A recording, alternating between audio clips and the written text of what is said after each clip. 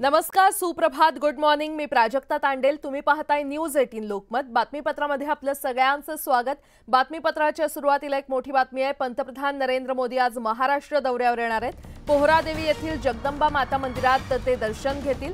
वाशिम इथल्या संत सेवालाल महाराज आणि संत रामराव महाराज यांच्या समाधीवर देखील ते श्रद्धांजली अर्पण करतील। त्यानंतर दुपारी ठाण्यामध्ये 32,800 कोटी रुपये खर्चाच्या विविध विकास प्रकल्पांचं उद्घाटन आणि पायाभरणी ते करतील।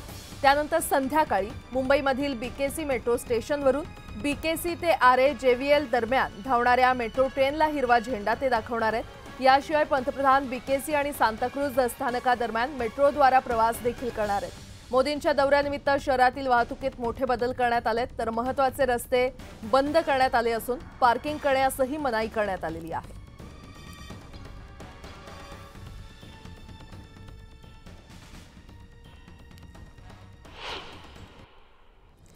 पीएम किसान सन्मान निधी योजना आणि नमो शेतकरी महासन्मान निधी योजनेचा 5वा हप्ता आज वितरित होणार आहे। पोहरादेवीतील पंतप्रधानांच्या कार्यक्रमात 3,900 कोटी रुपये शेतकऱ्यांच्या खात्यावर जमा होणार आहेत। तरुणांना रोजगारक्षम बनवण्याच्या उद्देशाने केंद्र सरकारने पायलट प्रोजेक्ट पीएम इंटर्नशिप योजना सुरू केली आहे। यासाठी 12 ऑक्टोबरपासून ऑनलाईन अर्ज करता येणार आहेत। इंटर्नशिप 1 वर्षासाठी असेल आणि निवडलेल्या तरुणांना दरमहा 5,000 रुपयांची आर्थिक मदत दिली जाईल। मुंबईतील तापमानात वाढ झाली असून उन्हाच्या काहिलीने मुंबईकर हैराण झालेले आहेत। दरम्यान मुंबईमध्ये रविवारी हलक्या ते मध्यम स्वरूपाचा पाऊस पडण्याचा अंदाज हवामान खात्याने व्यक्त केलाय।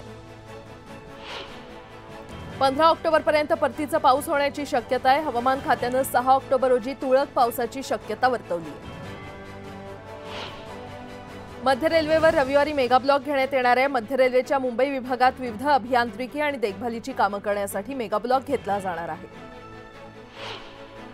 अटल सेतूवरून होणारे आत्महत्या रोखण्यासाठी आयआयटी तज्ज्ञांची मदत घेतली जाणार आहे। भविष्यात अशा घटना रोखण्यासाठी उपाययोजना करण्याचा निर्णय एमएमआरडीएने घेतलाय। यासाठी एमएमआरडीए लवकरच तज्ज्ञांची समिती स्थापन करणार आहे। धावपट्टीवरील देखभालीच्या कामासाठी 17 ऑक्टोबर रोजी मुंबई विमानतळ 6 तासांसाठी बंद असणार आहे। सकाळी 11 ते संध्याकाळी 5 या कालावधीत विमानतळावरील दोन्ही धावपट्ट्यांचं देखभालीचं काम होणार आहे। नाम जोशी मार्ग बीडीडी चाळ पुनर्विकास प्रकल्पातील पहिल्या टप्प्यातील 1,260 घरांच्या कामाला वेग देण्यात आलाय।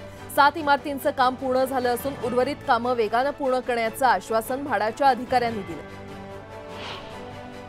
नायगाव येथील बीडीडी चाळीला देण्यात आलेले शरद पवार नगर हे नाव बदलण्यात आलेलं आहे। महायुती सरकारनं याबाबतचा निर्णय घेतलाय। आता नायगाव बीडीडी चाळीला डॉक्टर बाबासाहेब आंबेडकर बीडीडी संकुल असं नाव देण्यात येणार आहे। शेंगदाणा वगळता सर्वच खाद्यतेलाच्या किमतींमध्ये गेल्या 1 महिन्याच्या तुलनेत 1 लिटर मागे 25 ते 30 रुपयांची मोठी वाढ झालेली आहे। त्यात प्रामुख्याने सोयाबीन, पाम, सरकी आणि सूर्यफूल इत्यादी तेलांचा समावेश आहे। पुण्यात स्कूल व्हॅनमधून शाळेत जाणाऱ्या लहान मुलींवर अत्याचार झाल्याचा प्रकार उघडकीस आलाय। या पार्श्वभूमीवर प्रादेशिक परिवहन कार्यालयाकडून स्कूल बस आणि व्हॅनची धडक तपासणी मोहीम सुरू आहे।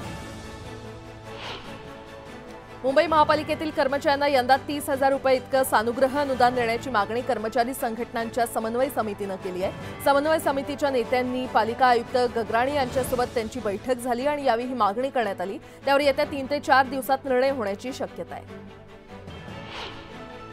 म्हाडाच्या मुंबई मंडळाच्या 2030 घरांच्या सोडतीसाठी पात्र ठरलेल्या अर्जदारांची अंतिम यादी गुरुवारी म्हाडाच्या अधिकृत संकेतस्थळावर प्रसिद्ध करण्यात आली। यामध्ये 1 लाखाहून अधिक अर्जदार पात्र ठरले।